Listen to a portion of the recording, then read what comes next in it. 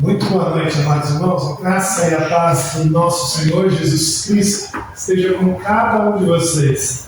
E hoje, o nosso Deus tem sido bondoso para conosco. E nós podemos estar aqui reunidos em nome dEle para celebrarmos a salvação, para celebrarmos que Ele é o nosso pastor, para celebrarmos que de nada temos falta, porque Ele nos salvou. Nós vamos começar então lendo aqui o Salmo 136. Eu peço que você abra a sua Bíblia para juntos lermos este Salmo. Vamos ler ele de maneira alternada. Salmo 136.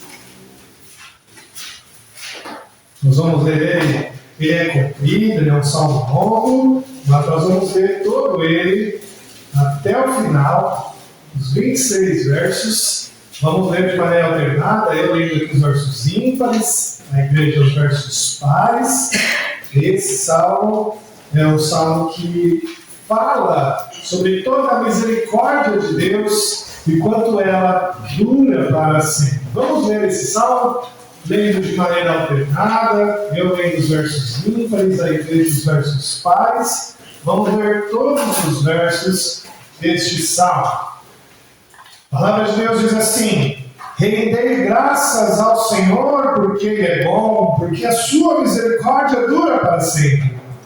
Rendei graças a Deus, porque a sua misericórdia dura para sempre. Rendei graças ao Senhor dos Senhores, porque a sua misericórdia dura para sempre. Ao único que opera grandes maravilhas, porque a sua misericórdia dura para sempre. Aquele que com entendimento fez os céus, porque a sua misericórdia dura para sempre. Aquele que estendeu a terra sobre as águas, porque a sua misericórdia dura para sempre. Aquele que fez os grandes luminares, porque a sua misericórdia dura para sempre.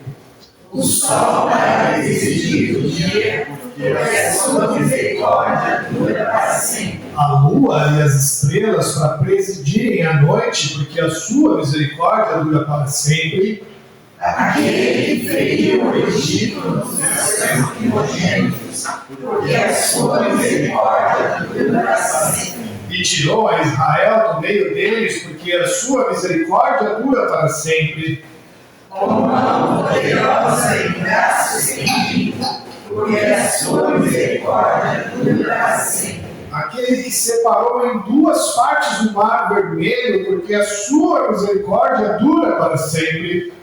E por ele delas fez passar a Israel, porque a sua misericórdia dura para sempre. Mas precipitou no mar vermelho a Faraó e ao seu exército, porque a sua misericórdia dura para sempre. Aquele que conduziu o seu povo pelo deserto, porque a sua misericórdia dura para sempre. Aquele que feriu grandes reis, porque a sua misericórdia dura para sempre. Tirou a vida dos famosos reis, porque a sua misericórdia dura para sempre. A Seom, rei dos amorreus, porque a sua misericórdia dura para sempre. E a Og, rei de Bazã, porque a sua misericórdia dura para sempre. Cujas terras deu em herança, porque a sua misericórdia dura para sempre. Em herança a Israel, seu servo, porque a sua misericórdia dura para sempre. A quem se lembrou de nós em nosso abatimento, porque a sua misericórdia dura para sempre. E nos libertou dos nossos adversários, porque a sua misericórdia dura para sempre. E dá alimento a toda a carne, porque a sua misericórdia dura para sempre. Ó, tributai louvores ao Deus dos céus, porque a sua misericórdia dura para sempre. Amém. Amém.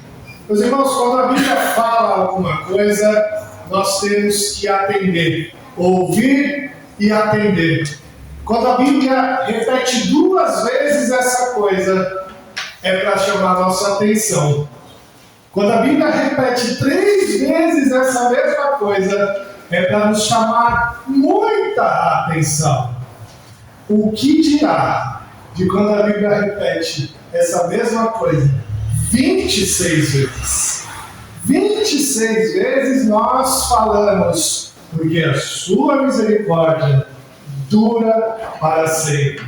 E é interessante ver como que o salmista fala que desde a criação dos luminares lá em cima, desde a criação de toda a parte natural do nosso Deus, desde a sua libertação do povo do Egito, a colocação do povo de Israel em Canaã, tudo foi feito porque a misericórdia do Senhor dura para sempre. Não se esqueça disso jamais. Em toda a nossa vida, em todas as nossas atividades, em tudo que falamos ou fazemos, nós temos que lembrar que as misericórdias do Senhor duram para sempre.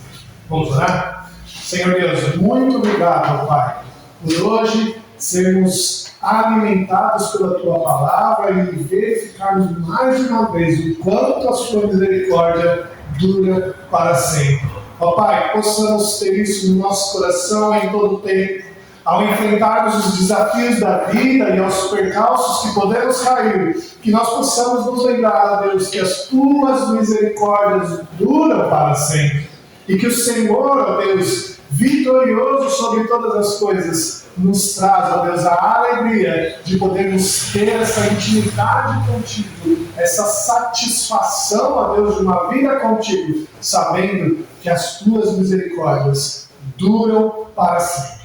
Ó Pai, hoje aqui neste culto, ó Deus, nos ajude a compreender tudo isso, a entender o quanto o Senhor nos ama, o quanto o Senhor cuida de nós, o quanto, ó Deus, mesmo nas nossas batalhas, o Senhor nos traz a vitória, mas que isso seja para nós, ó Deus, entendimento de como o Senhor é grandioso em misericórdia, em como nós devemos estar satisfeitos, ó Pai, na vida que temos contigo, ó Deus, porque o Senhor é vitorioso e nos trouxe toda a vitória. Obrigado, ó Pai, por tudo isso. Aceite esse nosso culto, ó Deus, com aroma suave ao Senhor. Que tudo, ó Deus, que for dito, falado, cantado aqui, ó Deus, seja em nome do Senhor, e do Senhor como todo sempre, de todas as coisas. Nós te adoramos, te louvamos e te bendizemos, em nome de Jesus.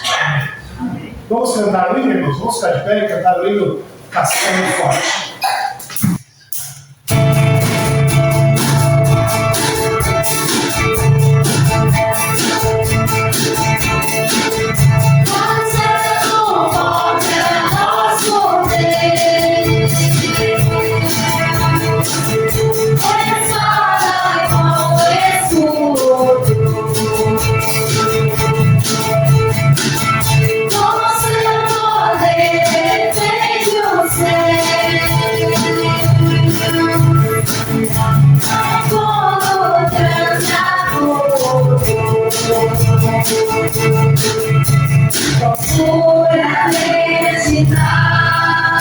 Consegue Satanás com ânimo cruel, muito forte ao Deus fiel,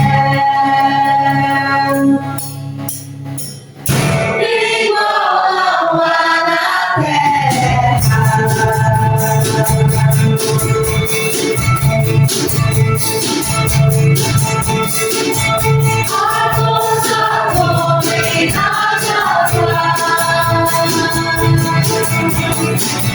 Sozinho está perdido, mas nosso Deus socorro traz. Em seu filho escondido, sabes quem é Jesus, o que venceu a cruz, Senhor dos altos céus e sendo o próprio Deus, triunfa na batalha.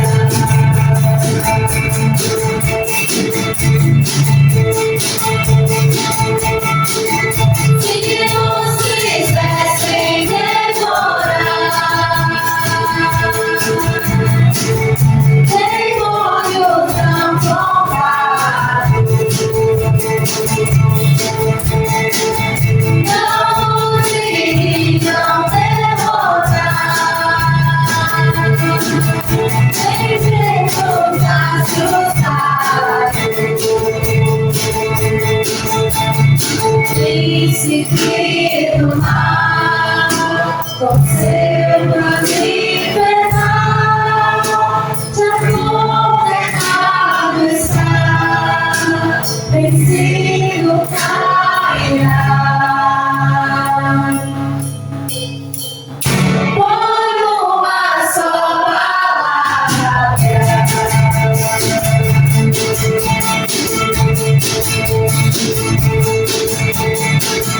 e dentro do prego ficará.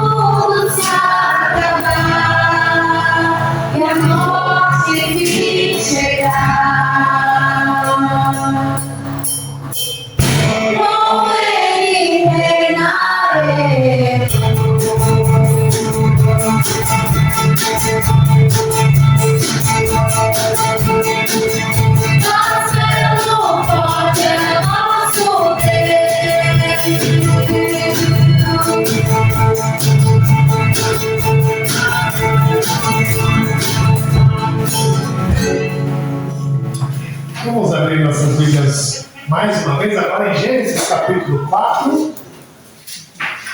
Gênesis capítulo 4. Nós vamos ver nos versos 1 a 6. Gênesis, primeiro livro das Escrituras Sagradas, no capítulo 4, dos versos de 1 a 6, nós vamos fazer a leitura também alternada desse texto. Diz assim a palavra de Deus: coabitou o homem com Eva, sua mulher, esta concebeu e deu à luz a Caim. Então disse: adquiri um varão com auxílio do Senhor. Depois deu à luz a Abel, seu irmão. Abel foi pastor de ovelhas e Caim lavrador. Aconteceu que no fim de uns tempos trouxe Caim do fruto da terra uma oferta ao Senhor. Abel, por sua vez, trouxe as primícias do seu rebanho e da gordura deste. Agradou-se o Senhor de Abel e de sua oferta. Ao passo que de Caim e da sua oferta não se agradou. Irou-se, pois, sobremaneira Caim e descaiu-lhe o semblante. Então lhe disse o Senhor: por que andas irado e por que descaiu o teu semblante? Se procederes bem, não é certo que serás aceito? Se todavia procederes mal, eis que o pecado jaz à porta, o seu desejo será contra ti, mas a ti cumpre dominar. Aqui o texto, ele mostra essa intimidade de Deus com Caim e Abel. O quanto Deus olhava para eles, o quanto Deus percebia o que eles faziam, o quanto Deus tinha essa visão voltada para Caim e para Abel. Os dois irmãos, filhos ali de Adão e Eva, cada um trouxe uma oferta ao Senhor. Mas Deus deixa bem claro que ele aceitou, se agradou da oferta de Abel, mas a de Caim ele não se agradou. Meus irmãos, nós também temos essa intimidade hoje com Deus através de Cristo Jesus. Nós também temos Jesus, através de Jesus, Deus olhando para nós e para as nossas atitudes. E Deus sabe e olha e se agrada de algumas atitudes e de outras não. E quando Deus não se agrada de uma atitude, não adianta a gente fazer igual Caim fez. Ficar triste, descair o semblante. Porque Deus percebe isso. Deus disse: por que andas irado? Por que descaiu o teu semblante? Se você proceder bem, não é verdade que será aceito? O texto está dizendo bem claro para nós, meus irmãos. Deus está olhando para as coisas que a gente faz. Se a gente proceder bem, Ele vai se alegrar, vai se acertar. Mas se a gente proceder mal, Ele não vai se alegrar. Importante lição que esse texto traz para nós hoje é que através de Cristo Jesus nós podemos nos arrepender do que a gente fez de errado, do que a gente fez que desagradou a Deus, e assim ter Deus de volta, olhando para nós e se agradando do que a gente fez. O que a gente não pode fazer é como Caim fez: descair o semblante e ficar irado contra Deus. Porque Ele vê, Ele sabe, no fundo do nosso coração Ele sabe, se de verdade nós nos arrependemos, ou se estamos querendo apenas enganar. Nós vamos orar agora, irmãos. Vamos falar com Deus, silenciosamente, pedindo perdão para o nosso Deus, clamando a Ele que nos perdoe, clamando a Ele que traga de volta o seu olhar para nós e se alegre conosco e aceite as nossas atitudes. Nós vamos orar, falar com Deus. Depois eu vou pedir para o Alex fazer uma oração de confissão de pecados. Vamos orar, meus irmãos?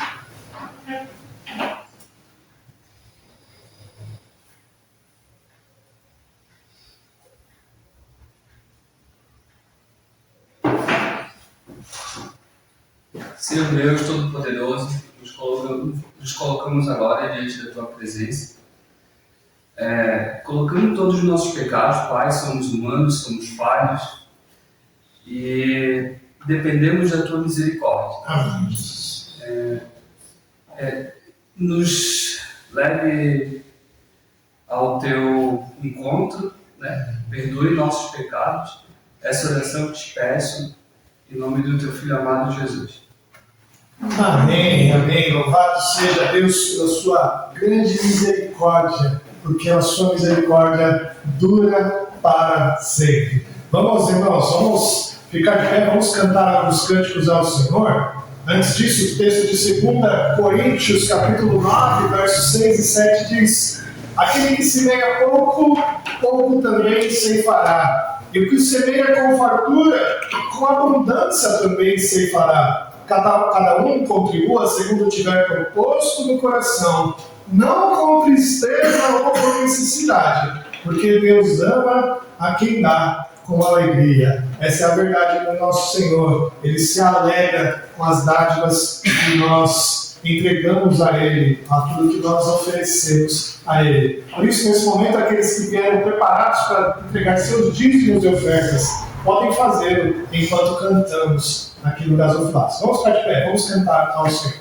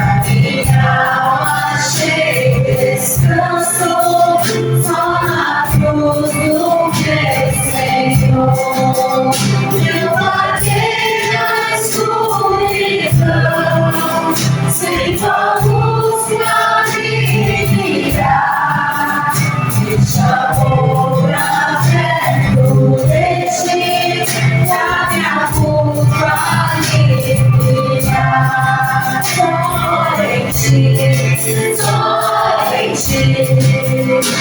Esse amor flui por mim, só em ti, só em ti. As tuas descansam em ti.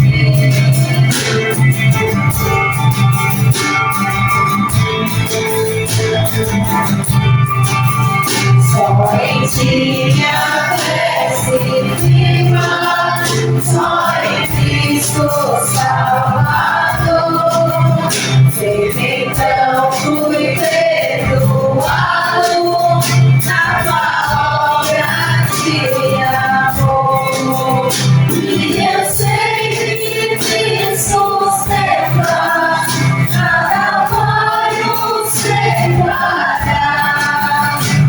Seguro nessa graça, aos seus pés eu quero estar. Só em ti, só em ti.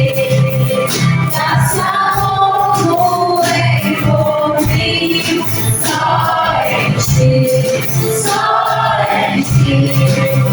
As tuas descansam em mim.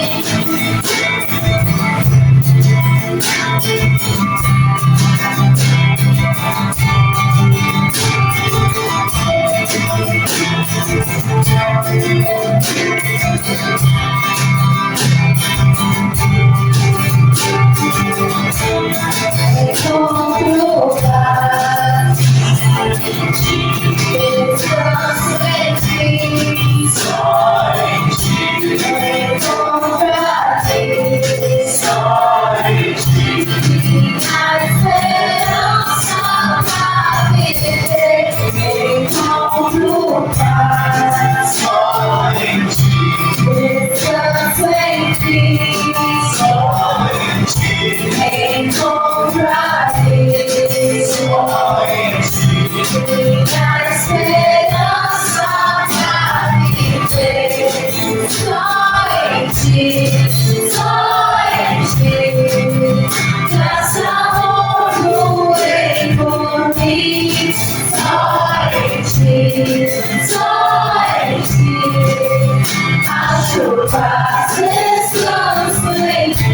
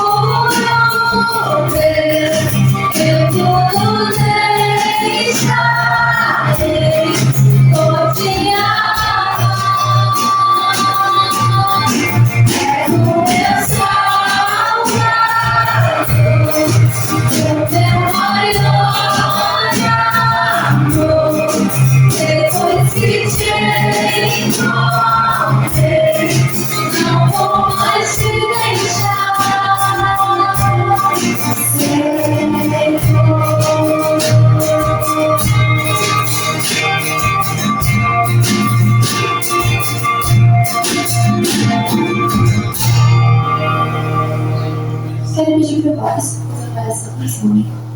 Senhor Deus, Pai querido, venhamos aqui agora para te louvar, que só aceite esse louvor, que é feito no coração por pessoas não perfeitas. Que esse louvor chegue perfeito aos seus ouvidos. Que nós possamos cada vez mais poder ser usados para louvar o teu nome, para agradecer o teu nome. Que o Senhor possa estar usando os dias nos ofertas para que esse dia seja usado para cada vez mais poder pregar o Evangelho, buscar o Evangelho, não só nessa cidade, mas em toda a face dessa terra, em toda a face desse Brasil. Que o Senhor possa estar nos usando sempre, nos capacitando. Que cada momento desse culto aqui seja para louvar o teu nome, que cada momento aqui seja para agradecer o teu reino. Continue conosco, cala os nossos ouvidos e acalma os nossos corações para ouvir a tua palavra e colocar em prática. Isso que eu te peço desse em nome de Jesus. Amém. Amém. Se não fosse Muito bem, meus irmãos, nós vamos hoje continuar em Jonas. Eu peço que você abra a sua Bíblia em Jonas, capítulo 4. Nós já estamos no final de Jonas. Jonas tem só 4 capítulos. E hoje a gente chega neste último capítulo de Jonas. Nós já tivemos a oportunidade de percorrer todo o livro, né, deste profeta tão incrível, o profeta Fujão. E hoje a gente vai para o capítulo 4. O tema dessa mensagem é um chamado urgente à satisfação. Um chamado urgente à satisfação. Em Jonas, capítulo 4, que é o tema da mensagem de hoje, o texto da mensagem de hoje, deste livro tão maravilhoso que tanto encheu nosso coração durante esse período. Eu vou ler então aqui o texto e você vai acompanhar a leitura aí na sua Bíblia. Jonas, capítulo 4. Diz assim a palavra de Deus. Com isso, desgostou-se Jonas extremamente e ficou irado. E orou ao Senhor e disse: Ah, Senhor, não foi isso que eu disse estando ainda na minha terra? Por isso me adiantei, fugindo para Tarsis, pois sabias que és Deus clemente e misericordioso, tardio em irar-se e grande em benignidade, e que te arrependes do mal. Peço-te, pois, ó Senhor, tira a minha vida, porque melhor me é morrer do que viver. E disse o Senhor: é razoável essa tua ira? Então Jonas saiu da cidade e assentou-se ao oriente da mesma, e ali fez uma enramada e repousou debaixo dela à sombra, até ver o que aconteceria à cidade. Então fez o Senhor Deus nascer uma planta que subiu por cima de Jonas, para que fizesse sombra sobre a sua cabeça, a fim de o livrar de seu desconforto. Jonas, pois, se alegrou em extremo por causa da planta. Mas Deus, no dia seguinte, ao subir a alva, enviou um verme, o qual feriu a planta, e esta se secou.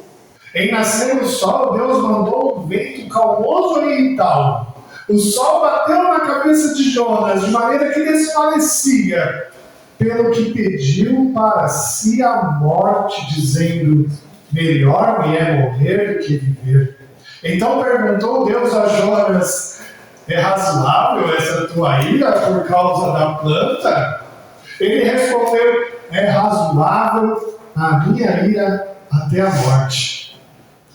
Tornou o Senhor: tens compaixão da planta, que te não custou trabalho, a qual não fizestes crescer, que numa noite nasceu, e numa noite pereceu, e não hei de eu ter da grande cidade de Nínive, em que há mais de 120.000 pessoas que não sabem discernir entre a mão direita e a mão esquerda, e também muitos animais?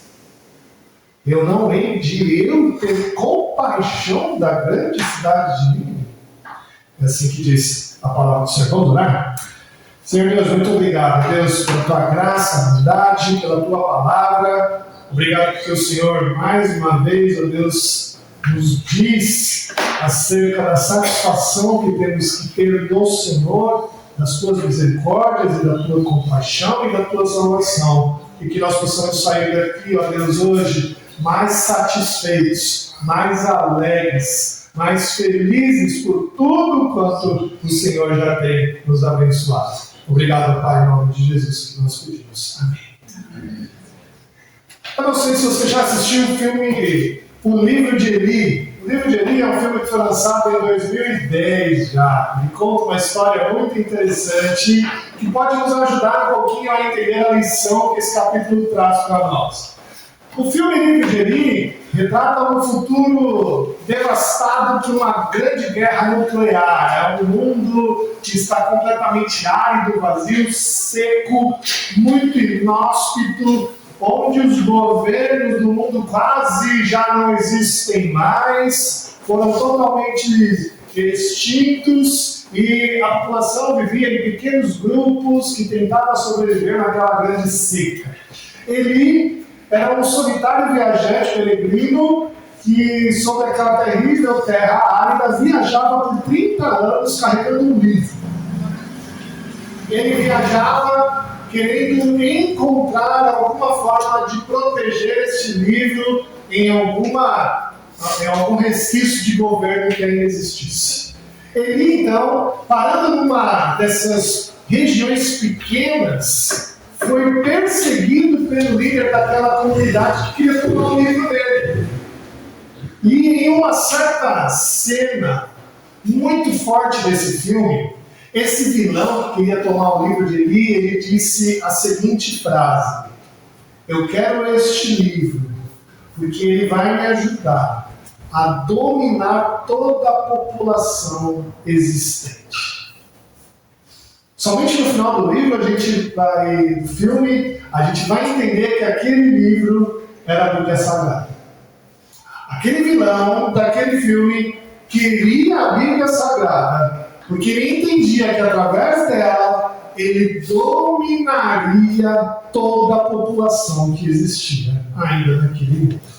Meus irmãos, eu te falo uma coisa: todas as pessoas que não conhecem esse livro, que nunca tiveram contato ao ler este livro, todas as pessoas vão entender que, vão acreditar que, por ele, elas podem dominar as pessoas. Todos. Não é por menos que Karl Marx disse que a religião é o ópio do povo. Meus irmãos, todas as pessoas que não conhecem esse livro vão crer que ele pode dominar as pessoas. Mas este erro das pessoas que não conhecem esse livro nem se compara ao grande erro que muitos de nós que conhecemos esse livro caímos. Aqueles que conhecem este livro creem que podem dominar as pessoas. Mas aqueles que conhecem esse livro caem no erro de crer que podem dominar o Deus dessas pessoas. A famosa teologia da prosperidade, as práticas de reivindicação de bênção, as práticas de declarar vitória, de tomar posse do que já é meu, são exemplos claros dessa ideia de que através desse livro eu posso dominar o Deus. Esse erro tão comum, meus irmãos, tão violento, tira de nós a verdadeira satisfação que nós devemos ter em Deus. Esse erro de querer controlar Deus é justamente o que Jonas caiu nesse último capítulo. E eu espero, meus irmãos, que através do livro de Jonas, deste último capítulo, a gente possa entender que a insatisfação de Jonas estava em querer controlar Deus. E quando eu caio nesse erro de querer controlar Deus, o que sobra na minha vida é uma verdadeira insatisfação na graça do nosso Senhor. E a gente vai aprender hoje isso, meus irmãos, como chamado a satisfação em Deus, que é urgente para nós. E como nós podemos entender um pouco mais sobre quem é o nosso Deus? Bom, vamos lá. O capítulo 4 começa dizendo para nós que Jonas estava bem insatisfeito, irado. A gente tem que lembrar, né? Não é mesmo? Que Jonas foi chamado para pregar aos ninivitas e ele não gostou nada disso. Ele não gostou nada disso. Jonas era um verdadeiro profeta. Ele foi reconhecido como um verdadeiro profeta nas Escrituras. Mas quando Deus chamou Jonas para pregar aos ninivitas, ele se dispôs para fugir. Ele queria ir para o extremo oposto de Nínive. Ele queria fugir do chamado de Deus. Por quê? Porque os assírios eram terríveis. Eles eram conhecidos por todo mundo daquela época por sua maldade e pela satisfação que eles tinham na maldade. Não era só ser maldoso, eles gostavam de ser maldosos. Existem achados arqueológicos de gravuras das batalhas dos assírios. Meus irmãos, se você vê, os filmes de terror de hoje são fichinha para essas imagens.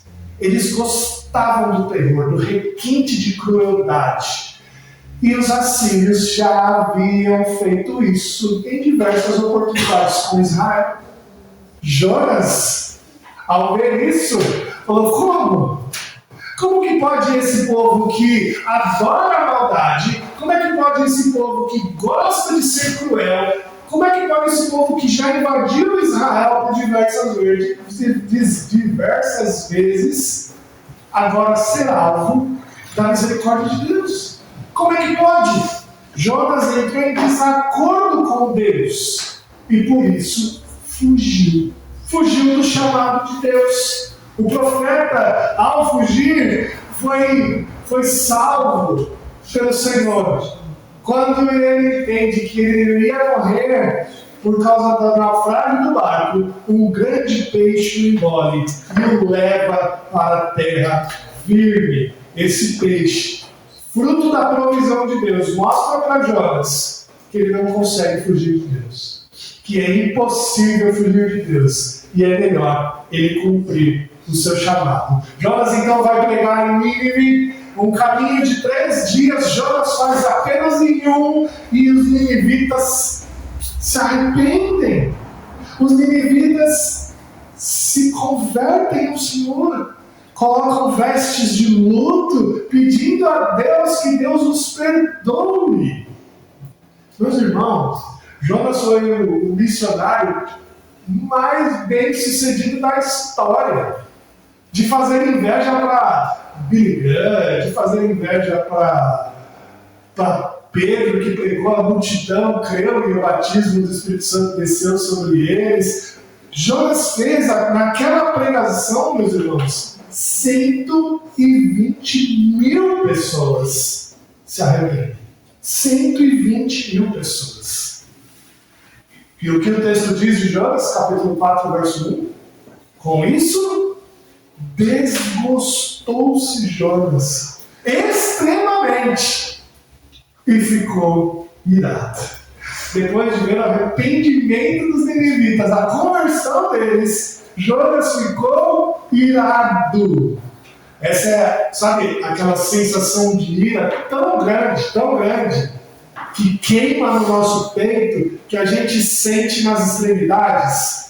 Sabe quando a gente fica com tanta raiva que a nossa mão fica suada, a nossa cabeça aqui fica quente, começa a suar, a gente começa a sentir aquela ira tão forte. A raiva de Jonas foi tão grande que ele acreditava que ele deveria que morrer seria melhor do que sentir essa raiva. E ele pede isso no verso 3, não é mesmo? Olha só: peço-te, pois, ó Senhor, tira a minha vida, porque melhor me é morrer do que viver. A ira de Jonas era tão grande que ele preferia morrer do que ver os ninivitas convertidos. Não foi uma ira qualquer, meus irmãos. Ele definitivamente estava com muita raiva. Muita raiva. A vida para ele não fazia mais sentido.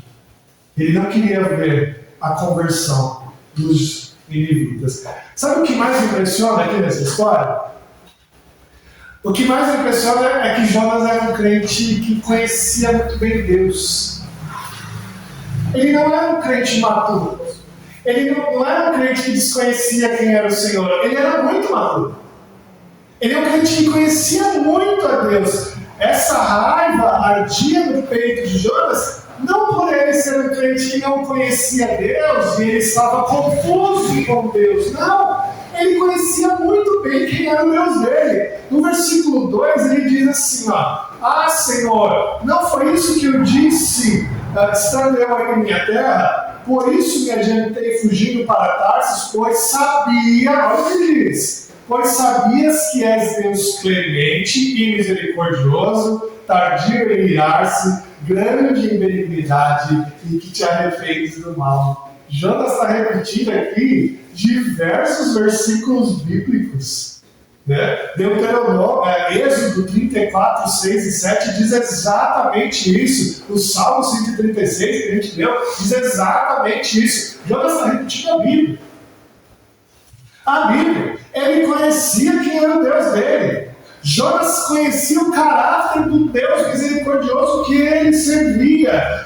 Jonas conhecia que Deus era compassivo em abundância, que era amoroso por demais. E por isso sabia que ele iria perdoar os ninivitas.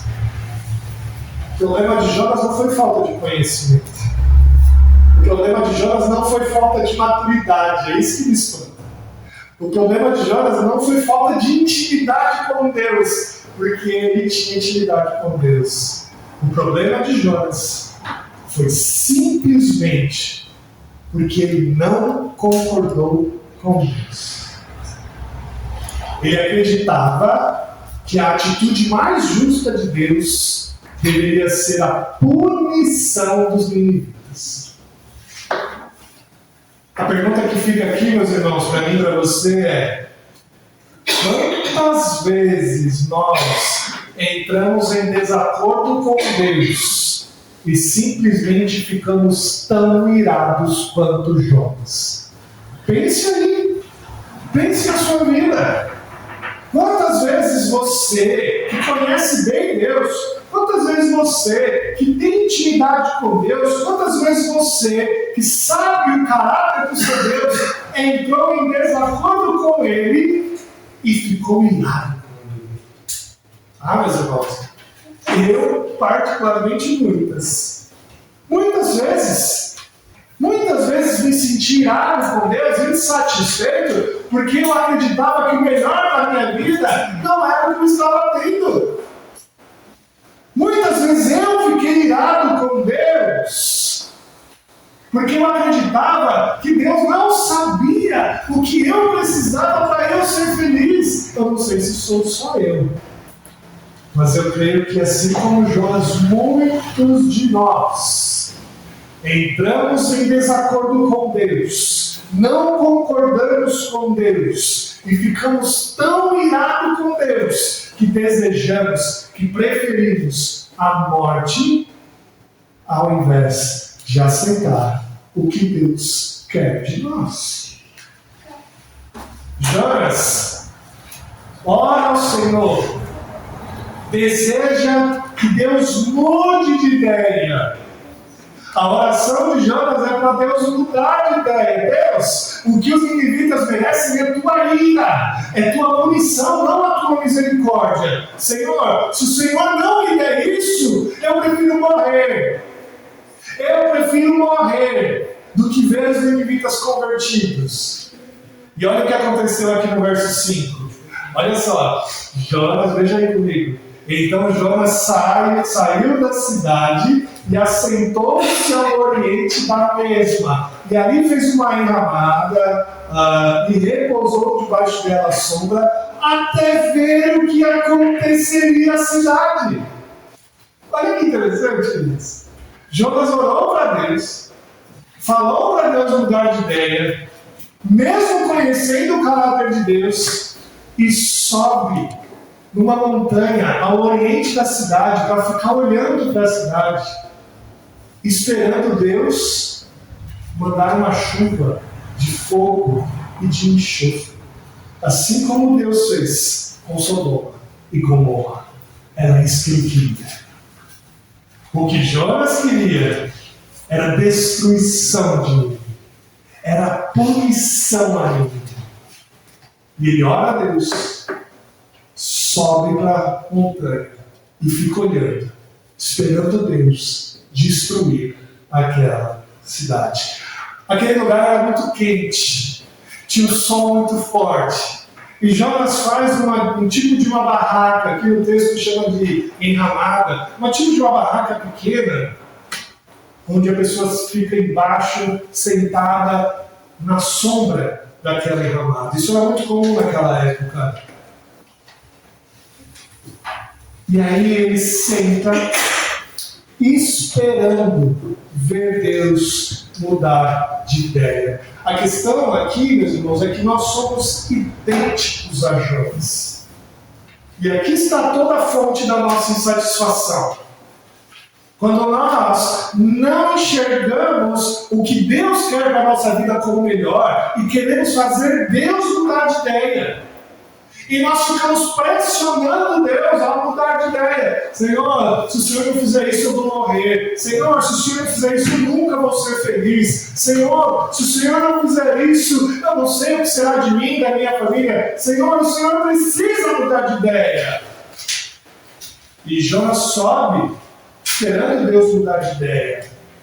E nós nos entristecemos, entramos em luta com Deus, em ira com Deus, esperando Deus mudar de ideia. E mesmo assim, o que a gente vê aqui é um cuidado de Deus tremendo a Jonas. Depois dele ter entrado em desacordo com Deus, depois dele ter entrado em briga com Deus, olha o que Deus vai fazer. Verso 6. Então fez o Senhor Deus nascer uma planta, que subiu por cima de Jonas, para que fizesse sombra sobre a sua cabeça, a fim de o livrar do seu desconforto. Jonas, pois, se alegrou em extremo por causa da planta. Meus irmãos, sabe o que Deus vai fazer aqui? Deus vai forçar, Deus vai utilizar uma estratégia para voltar a conversar com Jonas. Deus vai usar o desconforto de Jonas para voltar a ter uma conversa com ele, tentar fazer Jonas entender o que ele estava pensando, o que ele estava dizendo. O lugar que Jonas escolheu para sentar, como eu disse, era muito quente, por isso que ele fez aquela enramada, mas ela não adiantava, não dava um maior conforto a Jonas. E aí o que Deus fez? Deus faz nascer uma planta muito grande. Poderia até ser traduzido aqui por uma videira, que daria uma bela sombra para Jonas. Porque aquele lugar que Jonas estava facilmente chegaria a 43 graus ali na planície seca, num sol ardente, um calor extremo. E o texto ainda vai dizer que depois Deus vai fazer um vento calmoso oriental, que é muito comum naquela região, que faz a temperatura subir de repente 9, 12 graus. Se estava em 43, quando batia aquele vento, iria para 50, 52, 54. Aquele calor Deus usou para fazer Jonas pensar. Diante de tamanho desconforto que Jonas estava sentindo, Deus providenciou graciosamente uma planta para lhe trazer sombra. Deus faz nascer uma planta só para Jonas ter sombra. Meus irmãos, que Deus maravilhoso é esse? Que Deus maravilhoso é esse?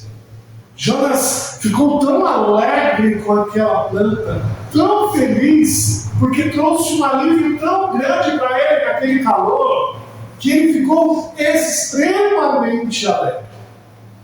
Mas aqui estava a lição de Deus. Deus quer cuidar de você. Ele te ama. Deus faz todas as coisas para o nosso bem, porque Ele nos ama.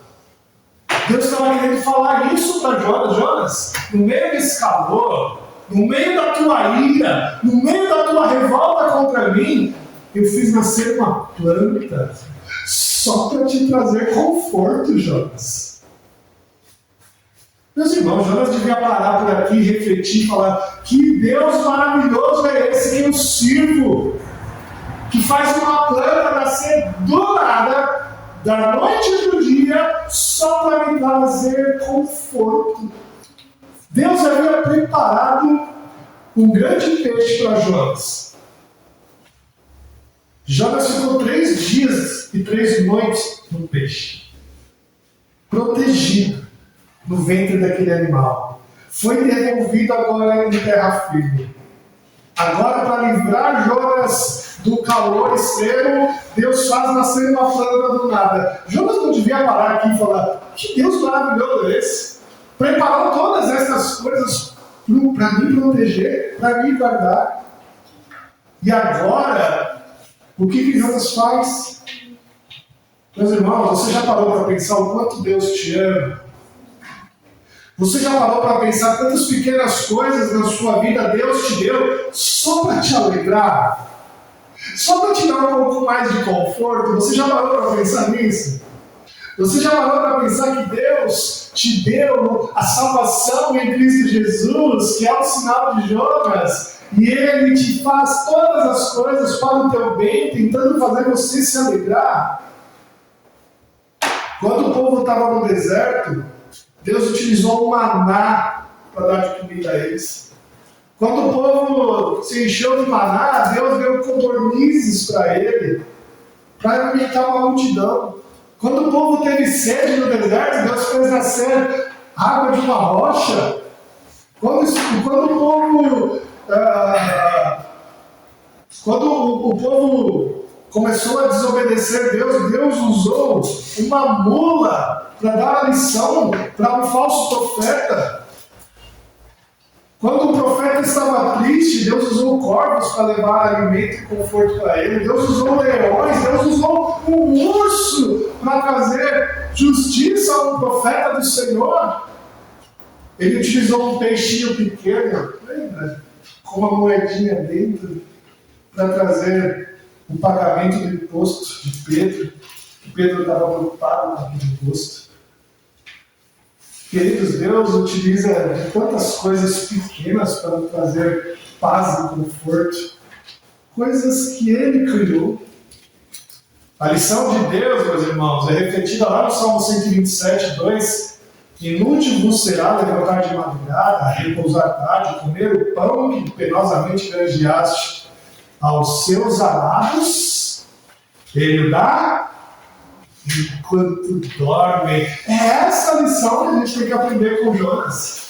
É essa lição que nesse momento ele tinha que aprender e falar: Senhor, o Senhor venceu, a minha ira é injusta. Essa lição que Deus quer trazer para Jonas, essa lição para nós hoje. O Criador fez Jonas sentir esse desconforto tão grande aqui nesse momento, para ele refletir que ele estava sendo injusto com Deus. A sua ira era injusta. O Senhor pergunta para Jonas por 2 vezes: é razoável essa tua ira? É razoável? E Jonas, mais uma vez, demonstra que não entendeu a lição do nosso Salvador. Olha que interessante. Deus deu uma planta para Jonas se proteger, não é mesmo? Olha só, verso 7. Mas Deus, no dia seguinte, ao subir a alva, enviou um verme, o qual feriu a planta, e esta se secou. Deus deu a planta para Jonas na manhã de um dia. E Jonas ficou lá embaixo. Um dia inteiro. Esperando o quê? A destruição de Deus. Um dia inteiro. Esperando Nínive ser destruída por Deus. Depois de Deus ter dado essa lição para Jonas, ele não aprendeu. Ele não aprendeu. A única coisa que Jonas via nesse momento era a possibilidade de Deus mudar de ideia e destruir o inimigo de Israel, os ninivitas. E agora o que Deus faz é forçar Jonas a entender. É forçar ele a compreender a lição. E o que Deus faz aqui no verso 7, no verso 7 diz: mas Deus no dia seguinte, ao subir a alva, enviou um verme, o qual feriu a planta, e esta se secou. E nasceu o sol, Deus mandou um vento calmoso oriental. O sol bateu na cabeça de Jonas de maneira que desfalecia, pelo que pediu para si a morte, dizendo: melhor me é morrer do que viver. Mais uma vez, Jonas pede a sua morte por conta de uma ira com Deus, com relação a algo que ele não concordava com o Senhor. Verso 9 vai dizer então que Deus pergunta para Jonas mais uma vez: é razoável a tua ira? É razoável a tua ira por causa dessa planta? E Jonas, sim, é razoável até a morte. E Deus continua a ensinar: Jonas, você tem compaixão de uma planta que não deu trabalho nenhum para você criar ela, que você não teve participação nenhuma na criação dessa planta, mas você não tem compaixão dos ninivitas, do qual eu os criei. Do qual eu os criei. Quando Deus tira a planta de Jonas, símbolo aqui da compaixão dele por Jonas, Deus ensinou a Jonas que o amor dele, o amor de Deus, se estende a toda a criação. Todos que são alvos do seu amor, Deus estende o seu cuidado. Meus irmãos, aparentemente Jonas não tem um fim, não é mesmo? Aparentemente não tem uma resposta do que Jonas compreendeu dessa lição forçada que Deus fez ele participar. Mas toda a tradição judaica acredita que a resposta de Jonas é uma resposta óbvia. Ele acabou compreendendo a lição de Deus. Meus irmãos, Jonas tem que entender que todas as nações são alvos do cuidado de Deus. Todas as nações. O que tudo isso nos ensina, meus irmãos? O que tudo isso nos ensina? Primeiramente, que muito da nossa insatisfação com Deus é causada por querermos dominar nosso Deus. Nós achamos que por sermos salvos e por sermos alvos do seu amor na nossa salvação, nós achamos que nós temos controle de Deus. E quando nós descobrimos que isso não é verdade, nós ficamos desesperados, insatisfeitos, tristes, irados com Deus. Todas as bênçãos que o nosso Deus nos deu até agora servem para entendermos o seu cuidado sobre nós, a sua misericórdia sobre nós. E a nossa resposta a Deus deve ser satisfação, gratidão, alegria, louvor, adoração ao seu nome. Essa deve ser a nossa resposta. Querido, quando você estiver se sentindo insatisfeito, perceba as pequenas coisas que Deus te dá para te alegrar. Perceba um tempo gostoso lá fora, um friozinho para trazer um conforto, aquela comidinha gostosa que a gente come, o carinho de um familiar, um pedaço de bolo que a vizinha trouxe. Tudo isso é sinal da bênção de Deus. Assim como Deus deu uma planta para Jonas, que trouxe um pouco de sombra, e ele se sentiu completamente satisfeito. Lembre-se disso. Lembre-se do amor de Deus na sua vida, nas pequenas coisas que Deus faz para te trazer um pouquinho de alegria. Porque Ele já te deu tudo que é mais precioso. A grande salvação Ele já te presenteou. Por que você vai viver insatisfeito? Por que você vai viver irado contra Deus? Mostre a sua satisfação, louvando, adorando, bendizendo o nome do nosso Senhor. A segunda lição que esse texto traz para nós é que a insensibilidade de Jonas com relação à salvação de Nínive deve nos constranger. Sabe por quê? Porque todas as vezes que a gente deixa de pegar o Evangelho para alguma pessoa, todas as vezes que a gente deixa de falar de Jesus para uma pessoa que não conhece a Jesus, nós estamos fazendo a mesma coisa que Jonas fez comigo. Fugindo do nosso chamado. E saiba que Deus não permite que ninguém fuja do seu chamado. Ele quer que você vá para o chamado. Todas as vezes que você for, que você não fala de Jesus com uma pessoa, você se mostra egoísta e exclusivista como Jonas foi comigo. Ele achava que a salvação era só para Israel e não para o resto do mundo. E Jonas mostra para ele a salvação para todos os povos, todas as nações. Todos eles são alvos da graça de Deus. E toda a história de Jonas tem que nos chamar a atenção. É por isso que o livro não possui um final. O livro não possui um final porque ele ainda não acabou. O Senhor Jesus nos salvou e prometeu estar conosco por todos os dias para que a gente continue a obra desse livro, proclamando o Evangelho de Deus para todas as nações, para todos aqueles que não conhecem ainda o Senhor. A nossa oração, meus irmãos, deve ser que possamos ser usados por Deus. Que a gente não faça como Jonas e fuja. Que a gente faça como Isaías, que diz: eis-me aqui, usa-me a mim. Que eu seja enviado, que eu fale do Senhor, que eu pregue o teu nome, que eu possa fazer o que o Senhor me chamou para fazer. Totalmente satisfeitos pela sua salvação, proclamando a sua boa vontade a todos que estão lá fora. Que Deus assim nos abençoe. Vamos nos preparar para a Santa Ceia do Senhor. Vou convidar aqui o vídeo do Nilson para nos segurar. Lembrando que eu vou estar aqui com o nosso.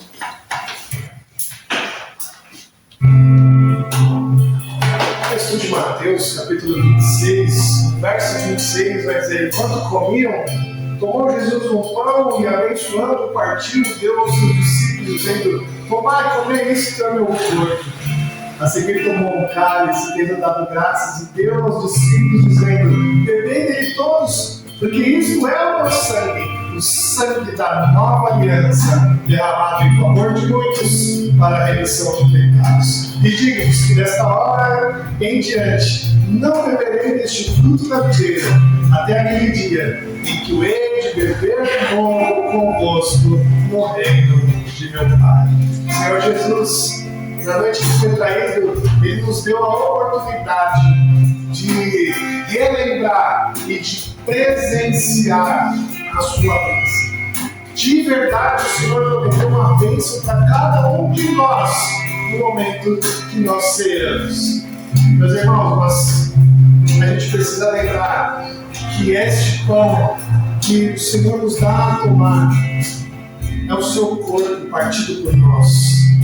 E nós, como irmãos em Cristo, fazemos parte deste mesmo corpo.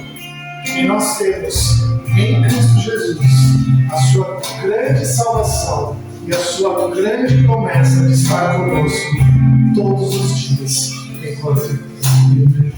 Querido, saiba disso. Nas suas lutas particulares, nas suas batalhas, saiba que o Senhor é misericordioso e Ele há de te dar a graça que você precisa. Confie nele. Mas entregue a sua vida no chamado que Ele te deu para fazer.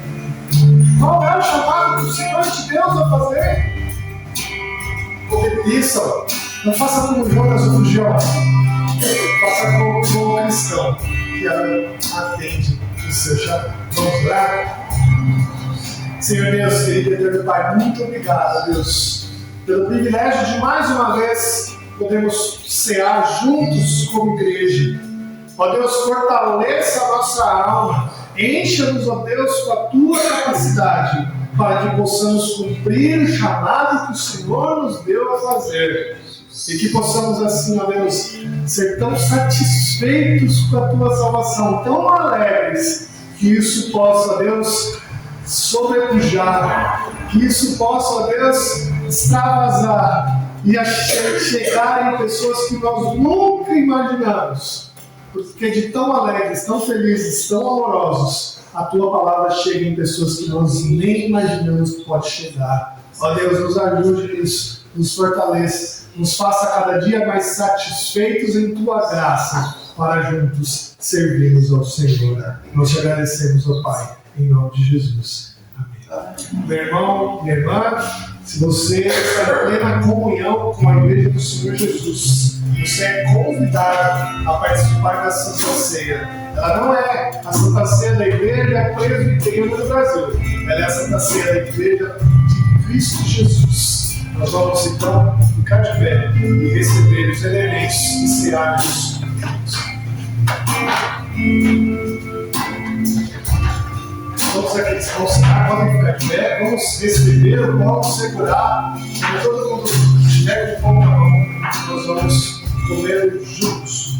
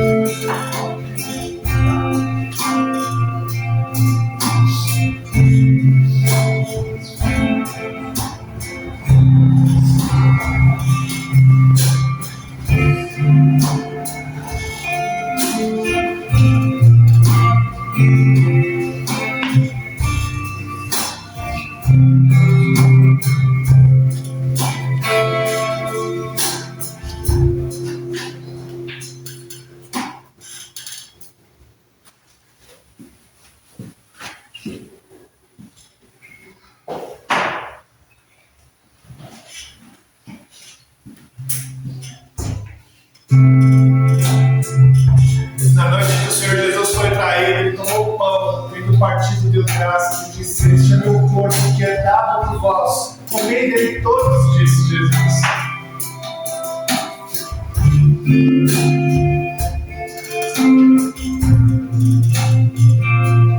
Aqueles que comeram do pão também são convidados a tomar vinho.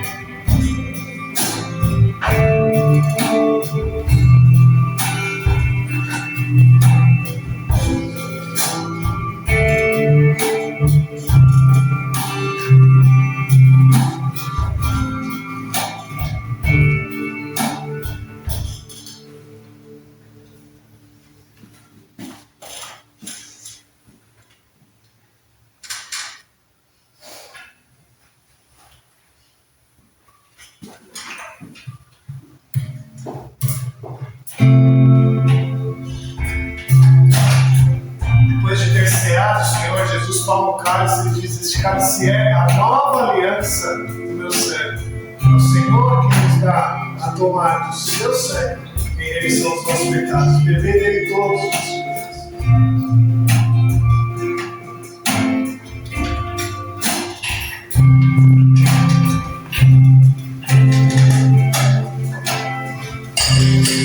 Vamos nos colocar todos de pé agora para a gente cantarmos mais um pouquinho ao Senhor.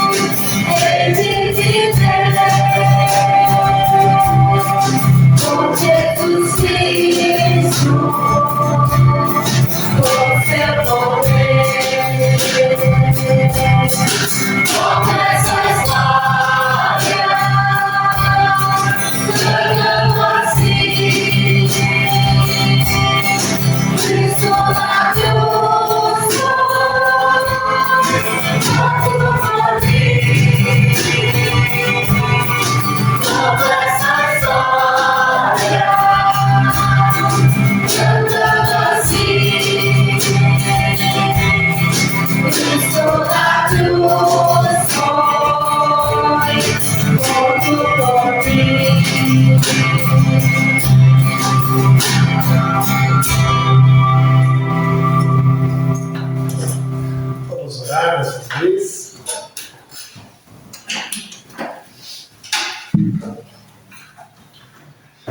Santo Deus, eterno Pai, muito obrigado, Deus, mais uma vez, por toda a sua graça, toda a sua vontade para conosco, Deus.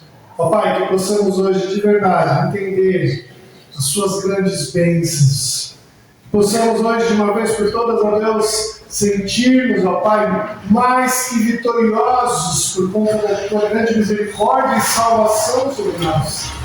Obrigado a Deus, porque em Cristo Jesus nós temos todas as misericórdias abundantes de Deus em nossa vida. Ó Deus, que a gente possa sentir isso nos pequenos detalhes que o Senhor nos dá a cada dia, no frescor do vento, na comida boa que comemos todos os dias, ó Deus, na alegria de ver o sol raiar, no amor dos nossos irmãos, no amor dos nossos familiares, que em tudo isso nós possamos sentir a tua boa mão protegendo, cuidando, ó Deus, da nossa vida. E que toda a nossa insatisfação e ira caia por terra de uma vez por todas.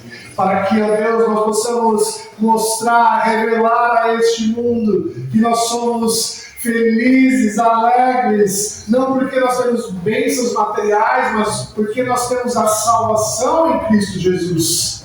Ó Deus, nos ajude a cumprir o chamado que o Senhor nos deu a fazer. Nos ajude, ó Deus, a cumprir aquilo que o Senhor já colocou, para que nós, ó Deus, como igreja, façamos, que a gente possa ser luz deste mundo em trevas e sal deste mundo sem gosto e sem sabor. Nos ajude, ó Pai, nos dê coragem, nos dê vigor, nos dê, ó Deus, intrepidez para cumprirmos o que o Senhor nos deu a fazer. Ó Pai, nós te louvamos, te bendizemos por conta disso. Que essa palavra bendita, ó Deus, do livro de Jonas, entre no nosso coração e dê muitos frutos em teu nome, Pai. Ó Senhor, nos despeça agora da tua paz. Que possamos, ó Deus, voltar às nossas casas em segurança, protegidos e guardados pelo Senhor.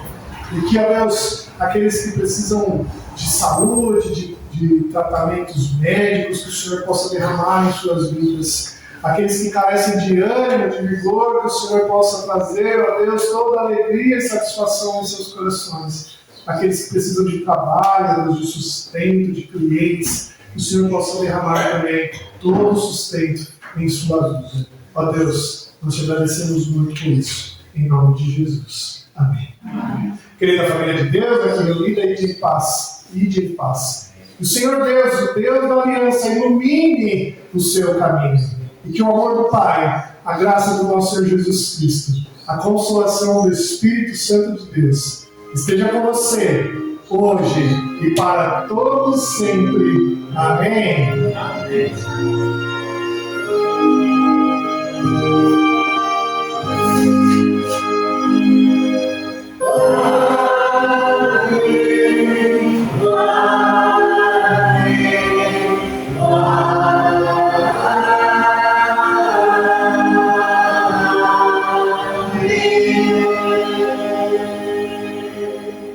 Amém. Pode se assentar.